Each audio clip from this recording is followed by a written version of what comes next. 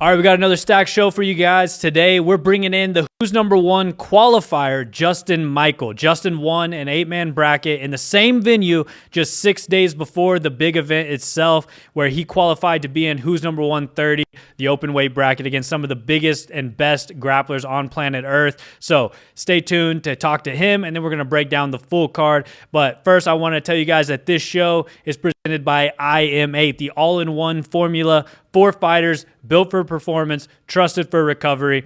Use code FLOWSPORTS, that's all cap, FLOWSPORTS, for 10% off, and visit im8health.com/FlowSports to get yours today. This thing has been awesome. It basically takes all of the other supplements you've been taking, combines it into one easy-to-drink, tasty little formula to help you perform better, feel better, do more jiu-jitsu, and that's what it's all about. So go get your IM8 Health at im8health.com/FlowSports, and now let's get into the episode. What's up, everybody? Welcome back to the FloGrappling Show, aka the worst show on the internet. As always, I'm Trey Robinson. We got Daddy Slack Barrett over here in the main chair, Big Uncle Reed right there, and then calling in, we have the WNO qualifying winner, Justin Michael. Everybody, give it up for Justin. Justin, thanks for coming, bro. Thanks, guys. Yeah, so Justin, I guess just to fill in the people watching in case they're not aware of what was going on, we have Who's Number 130, the open weight bracket, going down October 24th in Pittsburgh, Pennsylvania. And kind of something different we did this year to hopefully engage kind of the local crowd, but also give an opportunity to a local grappler from kind of that area is last I think it was Friday, right? Or Saturday? Saturday. On Saturday, there was an 8-man bracket, a qualifying bracket of 8 local grapplers who came together, and the winner got the final spot on Who's Number 130, and you ended up being the guy who won that bracket. You had 2 submissions, a pretty sick final, back and forth final. That was a dope one to watch, and now you've punched your ticket into the Who's Number 130 open weight bracket. So I guess just to start, like whenever you started hearing maybe murmurs or rumors about this might be something that's happening, could you kind of walk us through that? Like what was that like, hearing like that there might be a qualifying opportunity to get onto a Who's Number One? Sure. So I talk to Hunter often. I love the 247 events that they put on. I try to get as many super fights that I can with his promotion. So as soon as I heard that they were doing this show for you guys as a qualifier for one of your shows, I hit him up immediately. I think I was one of the first the guys in that bracket that he added, and I was super excited right off the rip. So probably 4 or 5 weeks ahead of time, I was in that bracket. And so I kind of want to take it back a little bit and just learn some more about the Pittsburgh scene too, to be honest, because we're pretty hip to the jiu-jitsu world as a whole, but Pittsburgh is this little pocket where like I don't know a ton about. So if you kind of had to describe like what's the Pittsburgh jiu-jitsu scene like overall? There's a lot of wrestling, as you probably seen over the weekend. So I do myself pull guard a lot and play bottom, but a lot of those guys are heavy wrestler attackers. Matt Factory, for example, the guys from Stout, all excellent wrestling. Yeah, Stout was one of the because they all kind of had a similar rashi and stuff throughout the 247 event. That was one that was pretty highly represented throughout the whole thing. That seemed like a pretty big gym there. What are kind of some of the main gyms in the Pittsburgh scene? So Stout has 4 gyms in the Pittsburgh area. So any big event, you'll see them come in strong with numbers, right? So a lot of quantity. Matt Factory also breeds a lot of competitors. You'll see High Ground in there, True Believer. Obviously, Gracie Beaver has a lot of great talent there. And then even sometimes Armazani's puts out some competitors. Nice. And you represent 10th Planet, right? You want to kind of talk some about the, we were talking beforehand, but kind of like the lineage of 10th Planet you're kind of in and all that? Yeah, so I train at 10th Planet Majory. We don't have as many active competitors, but we've got some, you might call them like gym room killers, right? So it's a tough training room, but they don't get out and compete as much as I do. But they are the reason that I'm able to compete and get the results like you saw over the weekend. For sure. So once they set the bracket, you kind of had a look at the other 7 guys in there. How are you feeling about your chances? Had you competed against any of these other guys before? A lot of local talent. So just curious how you felt about your chances kind of going into the bracket. So it was a very unique bracket because I knew, 6 of the 8 guys. I didn't know Damien or Ken. Railroad jiu-jitsu I wasn't familiar with, and I think they were both maybe a little bit lower belts. I hadn't run into them in any competitions, but everybody else I had either trained with in the training room or had a match with already. So I came in very mentally prepared, knowing what I was going up against, especially after they did the blind draw. That was an interesting piece of it, not seeding the bracket at all, just making it completely random. After I saw how the bracket laid out, I was extremely confident that I knew how the bracket was going to go. So did it play out kind of how you envisioned it? Almost. Jerry was the wild card, honestly. I knew that Jerry could shake things up on the other side, but honestly, if I had to put money on paper at the beginning, I would have bet on me and Alex in the finals. But Jerry was the wild card on the other side. Yeah, somebody earlier in the night, one of the other super fights said, bet the house on Alex. So I was like, I know me and Jerry both laughed about that in the back. So I was like, oh, okay. I don't know the scene as well. Well, there goes my house. Yeah, so now. Thanks a lot, commenter. I'm kind of screwed. Yeah. So I want to, this is a little off topic. We'll get back to topic quickly. Probably not quickly, but, we will eventually. One thing we're going to do, so on Who's Number One, there's a media day the day before, Thursday. You're going to be real hip to all this real soon, I guess. But where they do headshots, all that. And a lot of times we try to do like a little vlog type of thing. And I've been coming up with Pittsburgh facts that I'm going to ask all the athletes and stuff to see how well people know Pittsburgh. So I was thinking, maybe I could debut it here with you and see how well the Pittsburgh representative knows some Pittsburgh facts. First, oh man, I'm awful at trivia. Oh no, here we go. Well, I'll just give you one question so I don't give away too many of my questions. How many bridges are there in Pittsburgh, Pennsylvania? North of 400. It is north of 400. Do you want to guess what it's south of? Let's go with an exact number at 467. I think that's like pretty close. That's pretty good. That might be like exactly the right number. 466 or something. Yeah. Well, let me Google real quick. That's not too bad then. Yeah, there's 446. Wow. So hey, it's not a bad guess. Yeah. So all right. So nailed it. All right. You check out Pittsburgh confirmed. Are you a Steelers fan? What kind of do you have sports teams you root for or anything? Or are you mainly just doing Garamis and? I'm mainly jiu-jitsu. I'll watch some like UFC with the friends, but if I'm with family or coworkers, yeah, we're Pittsburgh based. So Steelers, Penguins, Pirates, all the way through. Nice. And have you ever been to the Andy Warhol Museum? Nope. Nah, okay. Fair enough.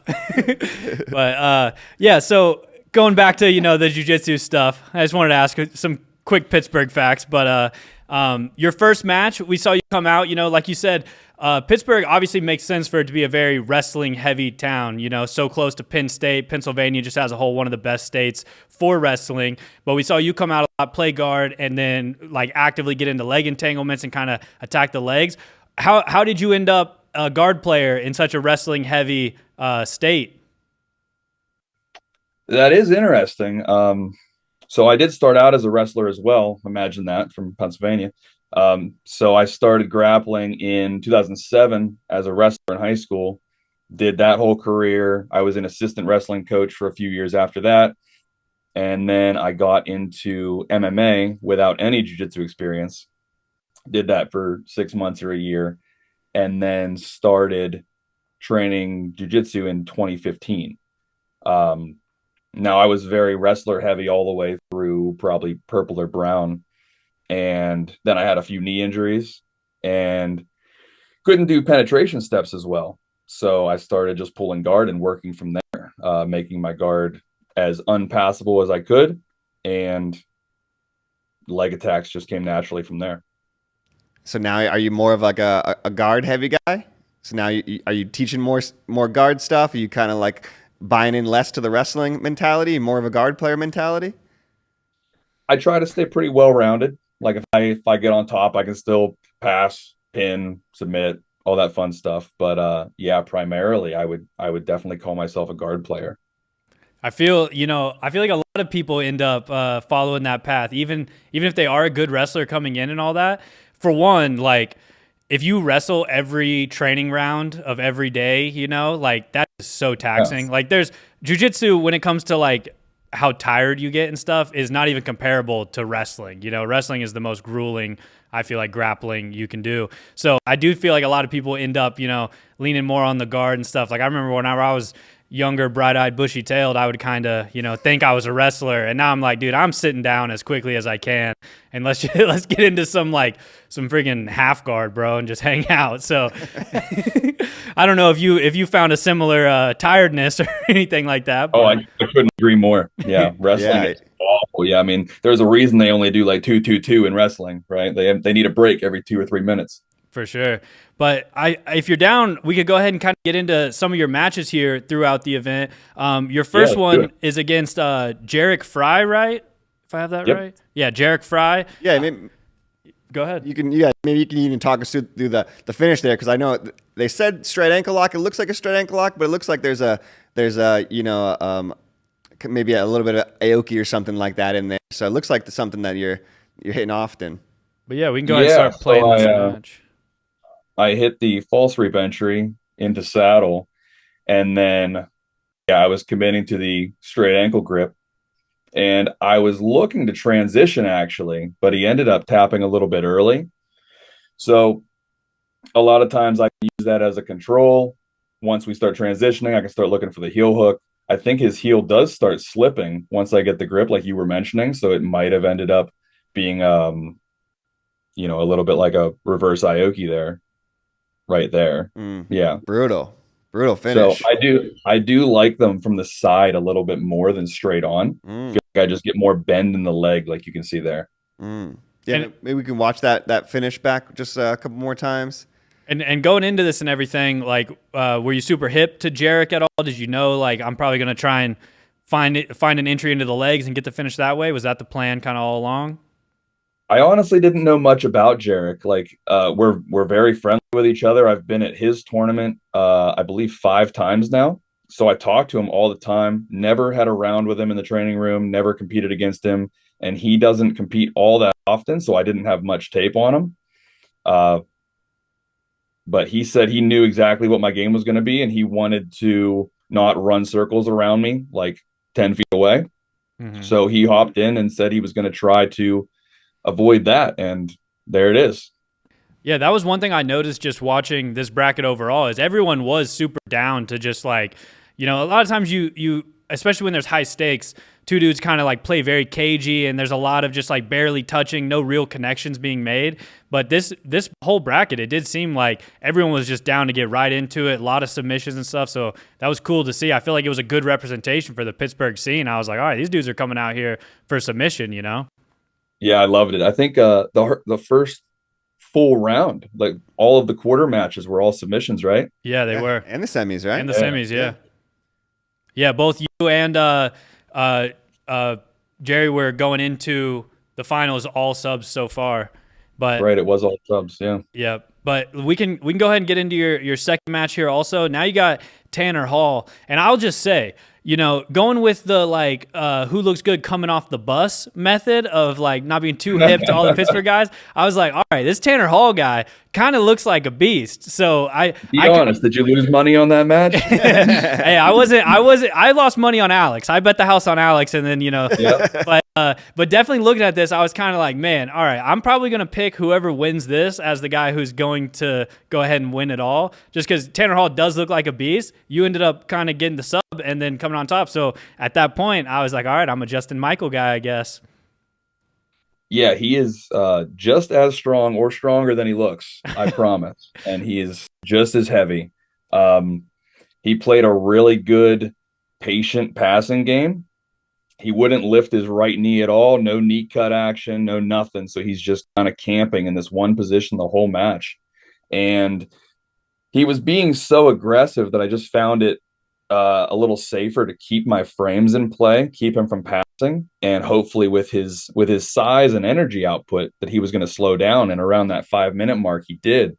So I know the whole match kind of looks like this right here, what we're seeing now.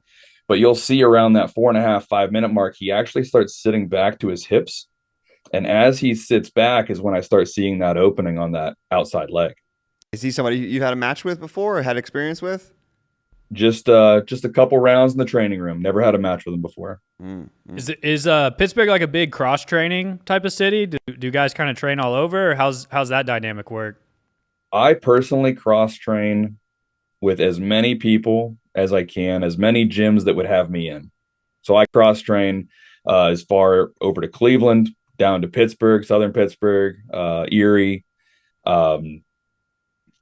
Used to travel a little bit farther. I've actually been over to Adamos as well. I've trained with them for a weekend, Super Systems over Central Ohio. Oh, nice. So you have some experience training with Dante Leon? Yeah, I had a match with him probably in 2018, 19. Okay, nice. So See, the I was like a fresh potentially. purple belt at the time. nice. Look, do you have any experience with any of the other guys in the WNO bracket, or? I do not.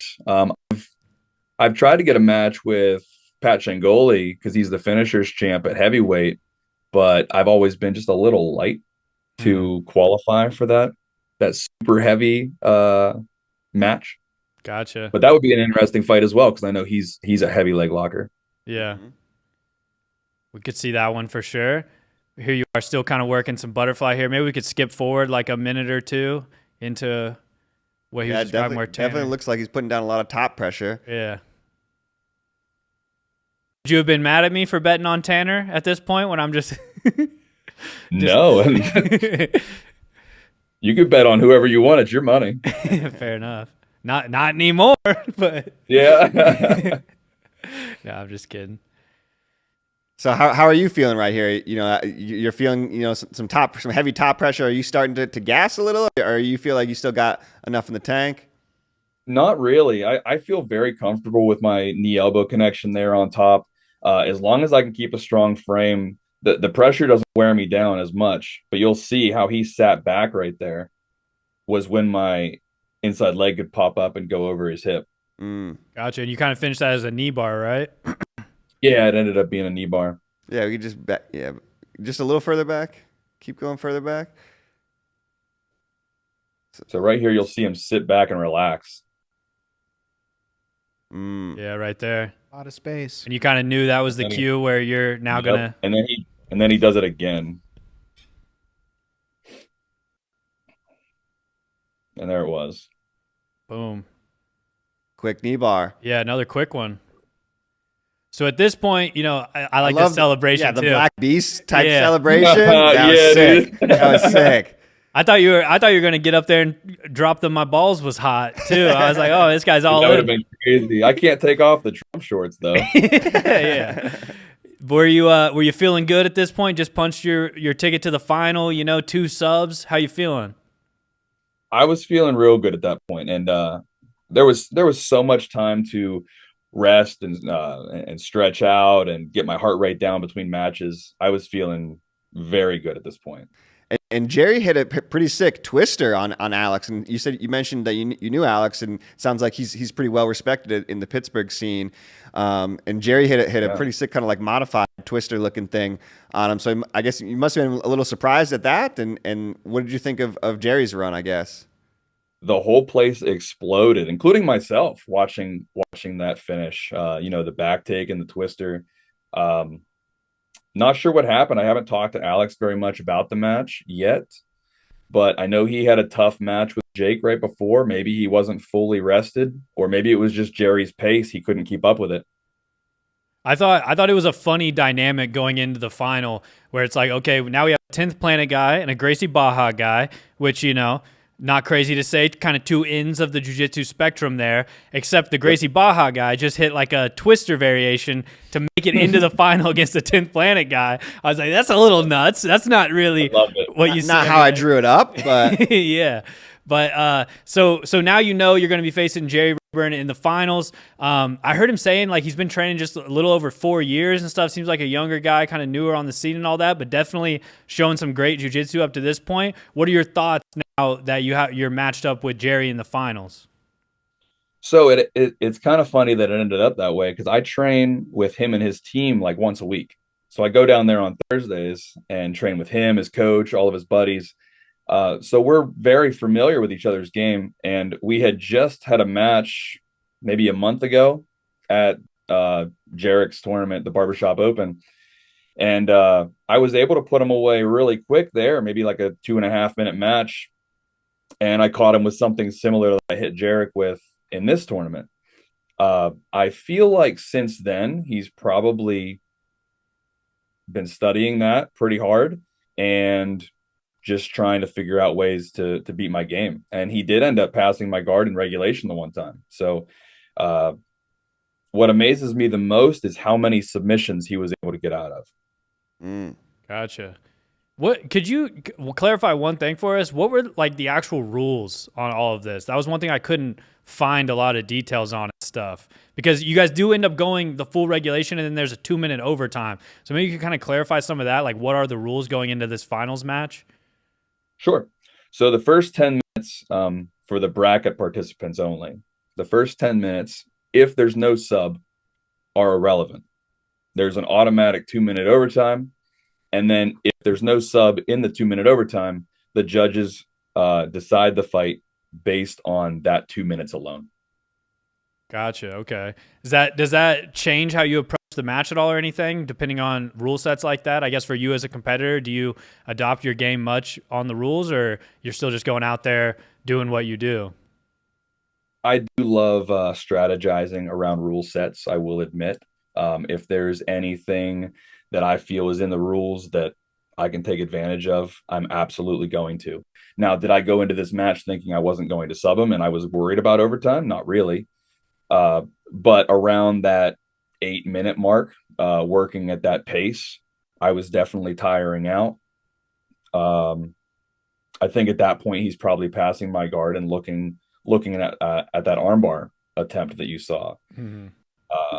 So I didn't put too much energy in trying to escape it because I felt pretty safe. I was trying to maintain some energy for that last 2 minutes that I needed. And I think it ended up paying off very well. I was able to get a sweep and a pass in overtime to secure a pretty easy decision, I think. Gotcha. Yeah, we have that one queued up too. Did you want to pull in the full match read? Or yeah, it's pretty much the full match. Maybe we can just watch like towards the end or the overtime. Yeah. Aspect, Amanda. Just yeah, skip through this one. Go to like maybe like yeah. Once they reset towards the for the keep going. And I do recommend anyone at home like go back and watch this match. It was a sick match, kind of like back and forth, and then you get a little bonus extra jiu-jitsu at the end. There were like 9 sub attempts back and forth. Yeah. Yeah, like I said, a lot on the line. It seemed like, it was a really good just kind of picture of the Pittsburgh jiu-jitsu community, it felt like, and some of the high-level competitors. And definitely I thought, the both of you guys had such a great run, so it was exciting to watch. Yeah, we can keep going through this. Yeah, basically, this is where he kind of... that last minute that you're talking about, yeah. So I'm just kind of hanging out right here on bottom because I didn't want to explode out of it and then have to deal with overtime immediately after. So, yeah, this is where the strategy kind of comes into play, right? Conserving that energy and everything. Smart. And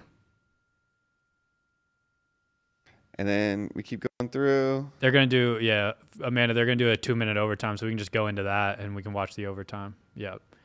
I did notice here, was he trying to psych you out at all? Whenever he's like, I'm not sure what he was doing. I think he was so excited that we were done with regulation that he was just had so much energy. But then when overtime started, I didn't feel like he had all that energy left. I feel like I was able to, like I said, sweep and get a pass. And like, look at all this energy he's got right here. Yeah, I know. Oh, I was, wow. yeah, it was kind of nuts. He was definitely like amped up, right? Whenever I didn't know if he was amped up because he was getting to go to overtime or like he thought he won, But there's an aspect too I where was just sitting there breathing. yeah, that's like you pulled the Nicky Rod. Like Nicky Rod now notoriously like sits perfectly still, regulates his heart rate and all that, But there's an aspect too where some competitors got to amp themselves up. Like, if they got to do more jiu-jitsu, then it's like, all right, let me get like a mental thing going too. And now we're into that overtime, right? Mm-hmm. Yep. So that was the sweep. And then he shoots a couple subs, just attempts. I pop out of it. And then I end up stack passing this his right leg there. Gotcha. Was there anything, because you do have experience with him, was there anything that you were kind of on the lookout for? Like, I know he kind of threw up like a Choi bar attempt there, kind of you just got out pretty easily, but like, was there anything that you knew he is dangerous in or anything you're trying to avoid? I know he's got a very good guard, but he doesn't catch me too much in the practice room, so I wasn't worried about submissions necessarily too much, as long as he didn't get past my guard, take my back. So I kind of resort back to plan A, which is just maintain my guard and not get past. And then if he can't get past my guard, something's going to open up and I'll be able to attach myself to something. Gotcha. And it looks like here, did you kind of knew you won despite? Yeah. Yeah, you've different reactions there, but yeah, you kind of have very much more of the like, I just did it kind of reaction, It's like relief just flowing through me, Yeah. What's going through your head now in this moment and everything? Like, I know it's probably hard to process everything. You're probably thinking like, yes, got another dub. That's what the goal was. But at this point, are you thinking at all about like, I am going to be on Who's Number One next weekend? Yeah, it's like one of the commentators was asking me about that too, and it's just such a surreal moment, Like I watch Who's Number One all the time, and you always think about being on it or getting invited or what the road is to get to Who's Number One and how difficult that is. And just in that moment, going through that whole week lead up to this bracket, being so confident, and then reaching that moment that the tournament is over and that you actually win, it's a lot to process for sure.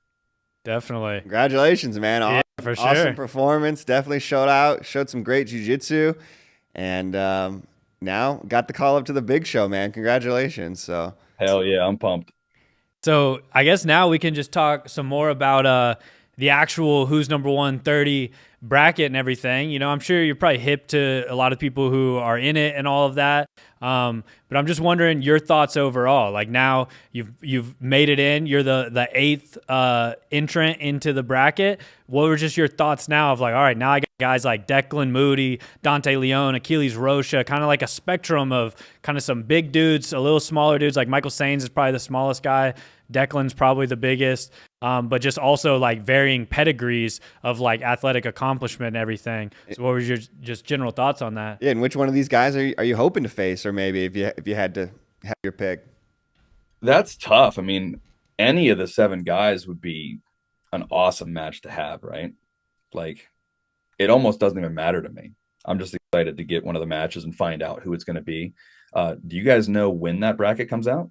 It's actually going to release at the press conference the day before. So we're going to do kind of like basically the press conference will be like a press conference and bracket reveal. So it'll be kind of like we'll reveal a matchup. Those 2 dudes will come up and like do their press conference. Then we'll reveal the next matchup and it'll kind of go like that. So you'll be kind of in live time. Everyone will be finding out who they have and everything. Is it seeded or is it random? I guess it's kind of one of my thoughts. Yeah. One of my thoughts was like, okay, I'm the qualifier, right? I'm facing the number 1 seed. There's a good chance of that. Yeah. I would say that's fair. Okay, so let's talk about that. So I face either Dante, Roberto, or Declan, right? We're too far on the inside, so we can't say too much. But I'll just say, like, with Who's Number One, the number 1 goal is to create the most exciting jiu-jitsu and have the best matches and the best possible event for fans to watch, So it's not as like set in stone as like this is the seeding 1 through 8, and that's how it has to be. It's like there's some liberties, and like we don't necessarily make the bracket. Like that's kind of reserved for like the matchmaker and stuff. Kind of is the main guy. We can say like, oh, this is a matchup the fans want to see and all that. So I think without giving too much away, it's fair to assume the trials winner is going to have one of the top 3-4 seeds. But there is always an aspect of if there's an exciting potential thing to do with the bracket, like we are going to do that, So with that input, if you had to guess, who are you guessing is your first round matchup? We'll put on our poker faces. See, normally I would say Dante, right? But it's an open weight bracket. So you guys might weigh that differently because he's not a heavyweight, right? So my guess is going to be Roberto or Declan. Yeah, one of those two guys. Yeah. Should we talk about the Roberto stuff? Yeah, and actually, unfortunately, Roberto has pulled out of the tournament. Unfortunately. Yeah, this is kind of like I think Roberto might have mentioned it on his social media, but this is kind of like breaking news. So you are getting, we're giving you a little insight over the weekend. Yeah. But we do have a replacement, a high level replacement coming in. Ryan Aitken will be replacing Roberto Jimenez, another 10th Planet guy. But I know all you guys 10th Planet guys like to throw down as well, so I don't think that'll mess two things up. But we have Ryan replacing Roberto in there. Still, a great. Hopefully, Roberto heals up and we see him again. But Ryan Aitken can slide in for him. How does that change things for you? Another 10th Planet guy, but also another heavy leg locker. Yeah, no, that's a very cool potential matchup. I would love that. I almost faced him at ADCC Chicago. I ended up taking like 5th place. That was the one he beat Couch by decision. Nice. Yeah, so that is one change up for the bracket there. But then other than that, it's like you kind of already mentioned, Declan, Dante, Ryan Aitken, Achilles Rocha, Felipe Costa, which I think is kind of a little bit of a dark horse guy, like incredible jiu-jitsu that some people might overlook. And then who have I not said? Michael Sainz, Patrick Shahgholi, and then Justin Michael. So pretty sick bracket. Pretty sick bracket overall. It's a very cool bracket. Is there anybody you don't want to face? Do you have one guy where you're just like, I kind of don't want nothing to do with that guy? You don't have to say if. Absolutely not. All right, let's go. All right, sounds like we got the right guy in this one, Is it – or go ahead, Reed. Anything else you're looking forward to on the card? We got a couple other super fights. We got Owen Jones versus Gavin Corby. We got Trinity Pun versus Sarah Galvao. Gutenberg Pereira versus Devontae Johnson. Familiar with any of those guys? I love watching Owen Jones fight for sure. Owen Jones is the man. I think that one's going to be interesting for sure, especially because we were just in Atlanta kind of filming with Owen and stuff. He's got like a gym out in Atlanta now, and he was kind of talking about the match some. And, sometimes I'm swayed by – I'll let an athlete persuade me if they can sell the match and why it's going to be exciting. He kind of did that where he was talking about like, for one, standard dudes, the way they train with ecological and stuff, it is like scramble inducing just by like the nature of how they train and learn positions that way and everything. And then 2, he is probably just going to sit and like want to get into the legs and play that. But Gavin is a great passer, great scrambler. So I think that one could be super exciting. Do you have any predictions or anything for the super fights? What do you like about Owen? It's just a very exciting style. Something that I aspire to, but that speed, I can't keep up with all that. Yeah, he's a fast boy for sure. Yeah. And then I wanted to ask you too, is it special for you to not just be making your Who's Number One debut, but I feel like there's a lot of reasons that this could be special. One, like actually qualifying for the bracket. Like a lot of times it is just like, you go out there and try to accomplish a lot in the jiu-jitsu world and then hope one day, you kind of get invited into like a major super fight show. But there's something special about like, no one can take this away from you. You earned the spot, you qualified, now you have your ticket. And also your Who's Number One debut is going to be in Pittsburgh, kind of where you live and train and all that. Is that special for you to get to represent Pittsburgh on the first ever Pittsburgh card? Man, I got chills with you just saying all that. All right, let's go. What does it mean to you then, Justin? No, so the opportunity itself from Hunter and 247 was great. Super thankful for that. But yeah, earning the spot onto the bracket, I think is very cool, and I can carry that confidence from last weekend into this weekend into my next match. Heck yeah. Nice. Well, we're looking forward to it for sure. I just got like one last couple questions here. This is our hard-hitting question segment. For one, do you have a favorite grappler all the time? Someone that you kind of always were watching when you were coming up and learning stuff, or someone you try to emulate? Do you have a favorite grappler? So some people don't know this, but all the way up through brown belt, I trained under a Lucas Lepre affiliate. So Lucas was always a big inspiration for me. Nice. A great guy to gain inspiration from, for sure. And then next question, would you be able to submit a direct clone of yourself? If I pull guard before him, yeah. What if we end up in a double pull footsie off situation? I don't know. That'd be hilarious. Just going a step further with a shootout for sure. Yeah, that is like the next iteration of kind of like, you know how like the double pull gets memed sometimes, but now it's like a direct clone, just mirroring exact movements. What about passing your own guard? Would you be able to pass your own guard?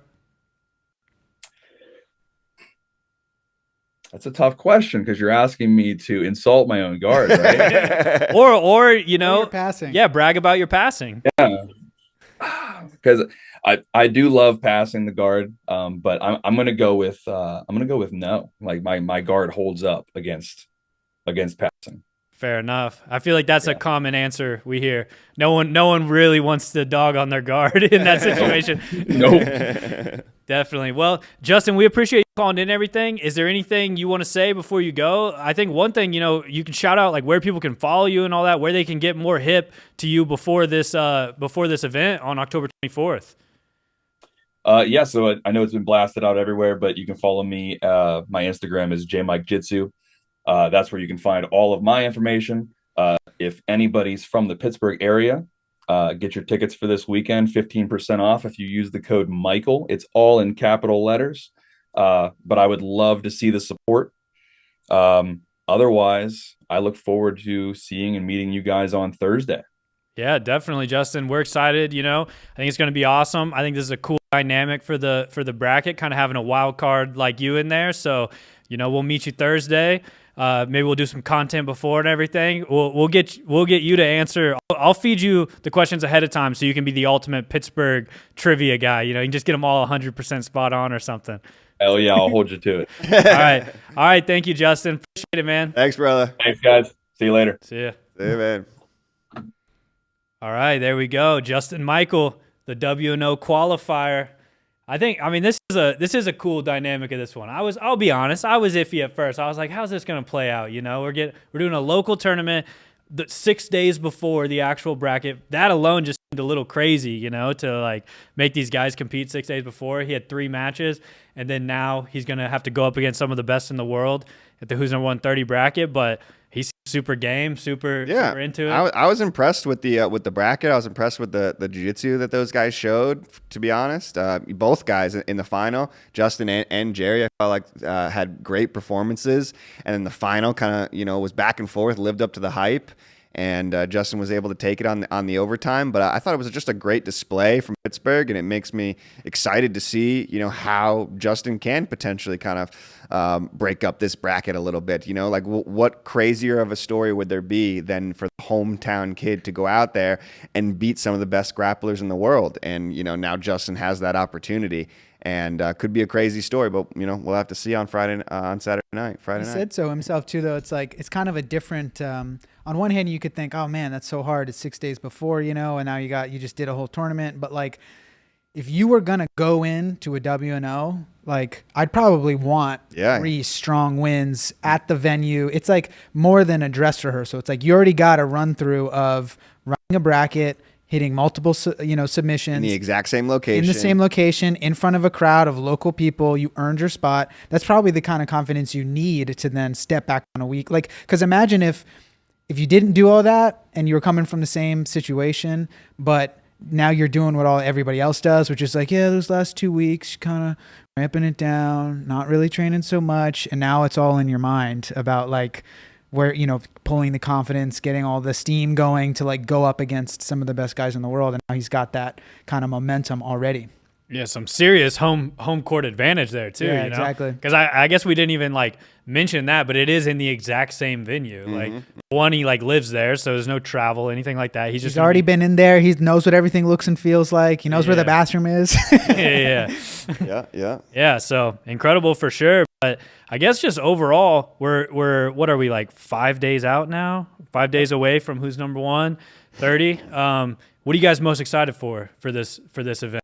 I mean, I think overall I just got to start with the bracket, just because I am just most excited to see how that storyline plays out, especially watching an 8-man bracket over the weekend with at 24/7. It's just a fun thing to do, to kind of follow that storyline of like, oh, this guy upset this guy and this guy beat this guy. No, now that this guy's been on fire, how is this guy going to beat this guy? And with just such great names like, Michael Sains and Achilles Hosha, like those guys can kind of upset anybody, and so the bracket really is kind of wide open. Justin Michael can go out there and have an incredible performance, light the jiu-jitsu world on fire. So I'm just excited for all the possibilities that we could possibly see, even with Ryan Aitken in there now. There's a couple matches that he's had that I'm sure he wants back. So I'm sure he's really motivated. I don't know. I think, obviously, Declan and Dante are big favorites in this, I think. Would love to see that match hit. He just did the like super heavyweight or heavyweight division at Nogi Pans. Yeah, heavyweight this time. Heavyweight. Previously, he had one super heavy. That's right. So, Dante's just a dog, just a badass. He can go out there and beat anybody in the world at any given time.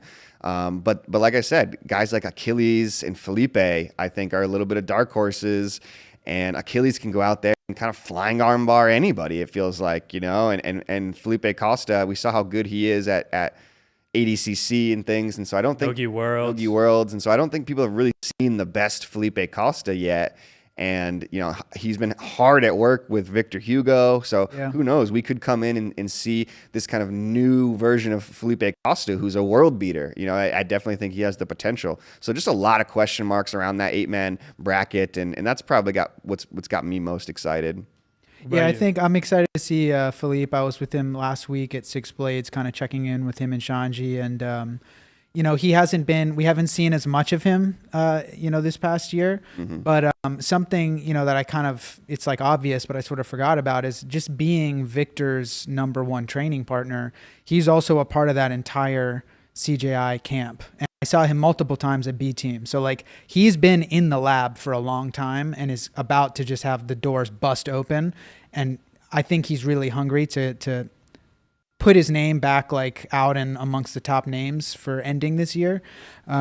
Especially here as we go into this ADCC cycle. Exactly. A lot of these matches can potentially have implications for ADCC and things like that. And especially, I think, Achilles versus Michael Sains is potentially a ADCC, a trials final. Absolutely, so a lot of these guys are going to. I think Achilles is a big boy now. Yeah. I know that it's true, but those two go way, way back. So that would still be an absolute banger of a match. I remember being out in Miami, seeing Achilles compete. He won that ADCC Open in Miami when I was there, and Michael was telling me all about their history. It would be kind of funny to see them fight on WNO. They were like arch nemesis types as kids, getting in fist fights and all this kind of stuff, if I remember correctly. And then eventually the tide turns and they become best friends, and they're both part of these like different camps that all their students are competing against each other. But those are two guys that know each other's games very well. I'm excited to see Ryan, it's a bummer about Roberto dropping out, but Ryan is still one of the best in the world, and it's awesome to have a guy like him just jump right in, no questions asked. And I think that, he's right up there in his weight class. So like he's got a great potential to come out here and have a good, strong start and like make his way towards the finals. I think it's a bummer when somebody drops out, but when you have a good guy come in, it's like kind of breathes a little excitement in of like, okay, yeah, now we need to rethink this whole thing. It might even be good for Ryan to come in kind of under the radar a little bit. Obviously he's training hard, but he hasn't had that kind of stress of the 8-man bracket kind of looming over his head for the last 6 weeks or whatever. That's kind of what I mean too about like coming in as a qualifier. Like of course, like you're coming in against these top guys, but it's just different. Like every time we go and be around athletes, those last 2 weeks, I'm like, and that must be one of the toughest battles, is just letting your mind settle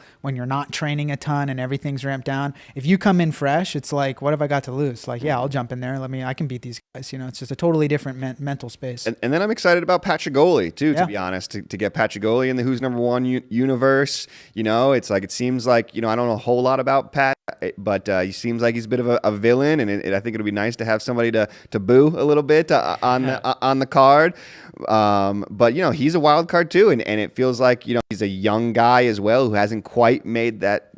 He's made a name for himself, but he hasn't quite kind of stamped his name as the in the elite upper echelon. So I'm just excited to see what he can pull off. He's got a crazy game, wild game. We're going to see some wild jiu-jitsu from him. So I think all 8 guys really turned out to be, fun grapplers to watch, and who the heck knows how this thing's going to play out. Yeah, I think on the Pat Shahgholi thing, like if you look back through the history of combat sports, like jiu-jitsu, MMA, kind of everything, like the most like high octane moments, the moments that have the biggest reach, there is always like a villain and a hero involved, Like if you think about some of like the iconic rivalries in MMA, like John Jones, Daniel Cormier, that was kind of when John Jones kind of became the villain, It was like Daniel Cormier started kind of saying some things, trying to out his character a little bit, and it was like going into that, it was like, oh, I feel like we got like a little bit of a villain hero thing going on. And with Pat Shahgholi, like in jiu-jitsu, it's weird because like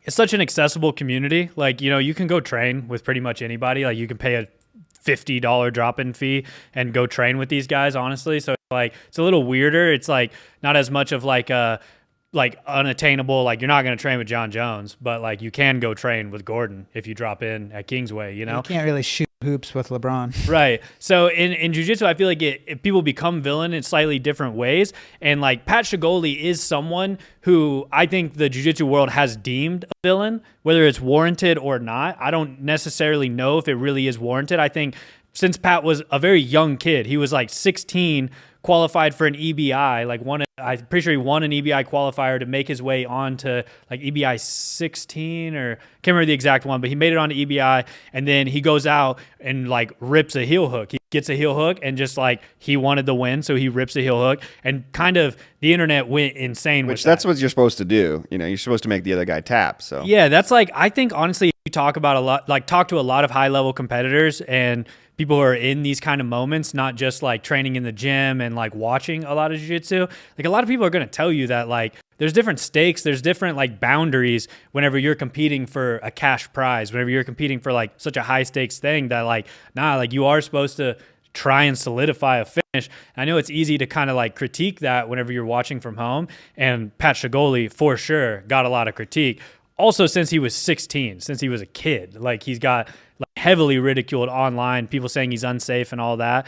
And I think being unsafe in the training room is kind of like, it's one thing that's different. Like you got to take care of your training partners. Doing it in competition is also a different thing, But overall, I guess the point I'm making is like a lot of times events need a villain to kind of elevate the entire thing. You have to have someone to cheer for, someone to kind of boo. Obviously, WWE is like the best in the world at that. Those are manufactured heroes and villains. But like when there is a dynamic of this guy that it's like, why the hell is Pat Shahgholi? And like, I guess one point is like, go look back at the FloGrappling Instagram. Go look at all of the athlete announcements and tell me which one has the most comments, the most shares, the most likes. It's Pat Shahgholi. Like, it's not because Pat Shahgholi has like the furthest reach, the furthest following, all of this. It's like, no, because sometimes people need a villain to kind of like go after and be like, what the hell? Why is he? And I can't believe this guy. And so like Pat's okay with filling that role. And like I said, I wouldn't deem Pat a villain, to be honest with you. I don't think Pat's a bad guy. Like, I don't know. Maybe there's more to it that I know. I think Pat's like a young kid who's trying to make his way in the jiu-jitsu world. But like the reality is that like a villain causes waves that like maybe a hero can't always. So like that's why a guy like him, in my opinion, is good to have in a bracket like this. And kind of I'm excited about that aspect as well, And Pat's talked about how he's okay embracing the villain persona. If that's what progresses his career and like makes him go further in the jiu-jitsu world, then like, yeah, he'll double down on Instagram haters. And I think he has a quote after EBI where he said like, if you hate me because of my performance, then like that sucks for you because you're going to be watching me for a long time. And you're just going to keep hating me, and I'm always going to be on your feed. So I think that's a good dynamic, bro. And whether you like it or not, I don't know. And John Danaher's talked about this. We've seen John talk about this a lot. Is where he says, something like, I'm butchering what he says, but your opponent's level of how hard he fights you is directly related to how much he fears you. So if Pat can kind of cultivate this kind of image where people he's fighting against fear him, fear that he's going to break something, fear that he's going to injure them or something like that, then that is just an aspect of Pat's game now. And that works, in his favor for sure. So, whether you like it or not, that is something that like comes into play in every one of these matches. Yeah. But I don't know. Me saying all that, I'm probably going to get quoted on some BJJ Doc article or something. So, Yep. so I'm just saying I support the aspects of having people to cheer for and to boo for. I'm not like the biggest fan of people breaking their shit. Like I guess I'll just put that out there. That's not what we want to see, especially in the training room. But like, it's not what we want to see. But unfortunately, this is a combat martial art, and that when two guys or two people step out on the mats, unfortunately, that is a reality that could happen, and we all kind of have to accept that a little bit. Breaking mechanics is a term for a reason. It's like so, but. Hopefully we get away without any injuries or anything like that. But, I just wanted to vouch a little bit for like, there's different stakes to this than rolling in the gym and all of that. Let's talk about the super fights. Yeah, real quick. I was going to get into the super fights. So 3 super fights on this one. Obviously, there's a bunch of undercard matches, all kind of local Pittsburgh guys. So if you want to get hip to that Pittsburgh scene, tune in on the undercard. That one's going to be free on the FloGrappling YouTube. But then the super fights, we got Owen Jones versus Gavin Corby. We got Sarah Galval versus Trinity Pun. And then we got Devontae Johnson versus Gutenberg Pajera. I think it's easy to obviously be like, Owen Jones versus Gavin Corby is going to be sick, because that is going to be sick. Like 2 young, hungry dudes. I think Owen is super motivated right now. Like he's had 1 sick match, Julian Espinoza. That was a dope match. 1 boring match against Dom Mejia. That was his debut. I don't think that one went as planned. But Owen, to me, feels like a guy who isn't just trying to solidify his place as one of the best grapplers in the world, but he's also trying to like let people know that he's one of the most exciting guys to watch in the world. And I think Gavin is kind of on that exact same path. Like Gavin is a dude at trials, at Nogi Pans, Nogi Worlds. Like you should be watching Gavin Corby matches. Like Gavin is super exciting all the time. Him and his brother both are incredible. I think standard is also kind of one of the most talked about things in the jiu-jitsu world right now with Greg Souders and the whole ecological approach to everything. So it is kind of fun to watch kind of those guys keep chipping away and like proving that like maybe this ecological thing, there's something to it. And, a little tip of the hat to everybody, like Owen Jones doing ecological classes at Apex BJJ. So, he was throwing some shade at eco, but he was mixing in some eco training too. So I don't know. What do you guys think about this? I got to say, just a hot take on eco. I'm glad it's working well for so many top competitors, but I think the real reason most people like it is just they don't want to sit through class and they just want to get right to scrambling around. It's just a little bit more fun. Like if eco training or like if situational sparring started at 6 p.m., like everybody'd be on time at Paragon. Aw, damn. Yep, true, I'm just teasing. Drone shots. No, yeah, I think they talk a lot about styles making matchups, and I think this is just a perfect example. I think both these guys have a great style for each other. Definitely, Gavin lately has been on a tear, and I was really impressed with Gavin at CJI too. I think like just his mentality, where CGI, some guys played a little cagey, some guys wanted to kind of like maybe go for that draw a little bit, but not Gavin. Gavin was just out there, and he had some tough matches, but he was ready to go from the moment the ref said fight. Like he was in there mixing it up, and he didn't care about the rules or about the implications or anything like that. He was just there to scrap. So really appreciated that from Gavin, and I just think that his really explosive, scrambly, athletic style is just going to really match well with, I think, Owen's kind of technical, quick guard play that he does. So I think it's just a really great style. Gavin coming off some great performances recently too. We had the match with Pato at Zapatero that a lot of people thought he might have beaten Pato in that. He did officially get the the loss in that match, but it was a great match there with Pato. So I think Gavin and his brother DeAndre are both really peaking right now. I think they've both maybe quit their jobs and are kind of all in on jiu-jitsu, which is crazy that it took them this long to be all in on jiu-jitsu because they've been so good for so long. But yeah, just love this kind of style matchup between Gavin and Owen, and I think this is gonna, fireworks for real. What do you guys think about Sarah versus Trinity Pun? Yeah, I mean, you want to jump in, Slack, or? Yeah, I'm excited to see. I mean, it's cool to see, Sarah getting her black belt recently at Worlds, and then we saw her in Japan, and now she's just like no gi'd out for the rest of the year. Yeah, so it's kind of cool to see her back on WNO, coming off a big win at No-Gi Pans, obviously. And then, Trinity too, she's local here. She's out of Kingsway, right? So she's looking to, make a big statement and put some points on the board for her going into next year. Yeah, also. I think at this point, Trinity's, been on the scene for a long time. I almost hesitate to call her like a veteran. I think she's kind of been in the scene. She's had a lot of big matches and stuff over the years. And this is obviously a really big match for her. But, luckily she's coming from that Kingsway camp, and they have game planned to beat Sarah in the past. Obviously, at CJI, Helena was able to beat Sarah, and she's coming from that same camp. She trains with Helena a lot. She has a similar game to Helena.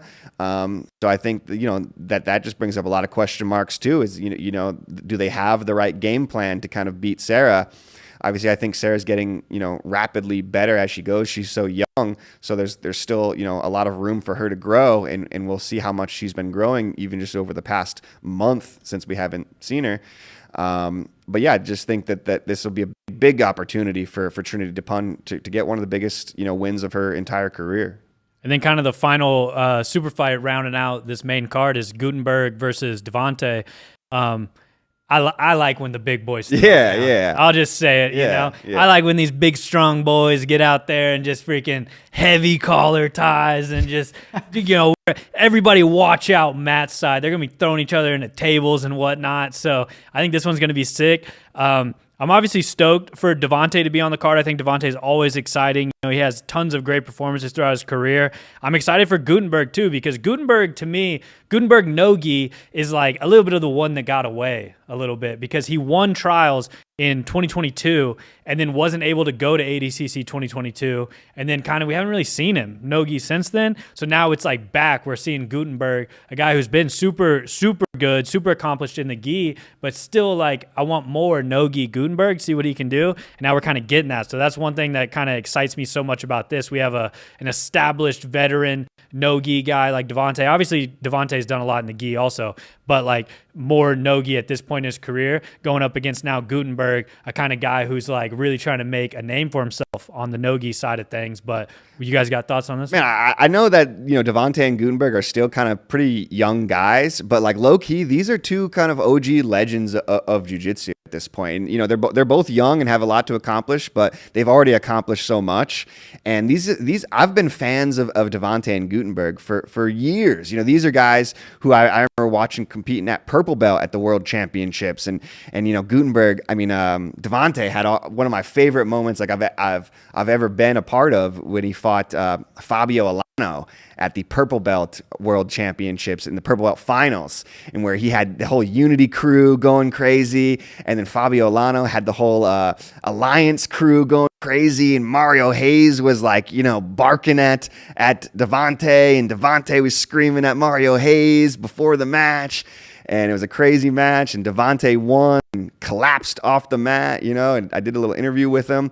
So I don't know, I've just been watching both these guys, Gutenberg and Devontae, for a long, long time, and I know that they're pretty well known in the jiu-jitsu sphere, but I just don't know that people don't really know how accomplished these guys. Like these two guys are low-key legends. Like when it's all said and done, like Devontae and Gutenberg are going to be talked about as kind of some of the legends of our generation and stuff like that. So to see them, making their Who's Number One debuts, in Pittsburgh, no-gi, which, you don't see a whole lot of Gutenberg or Devontae in no-gi. Certainly Devontae more no-gi.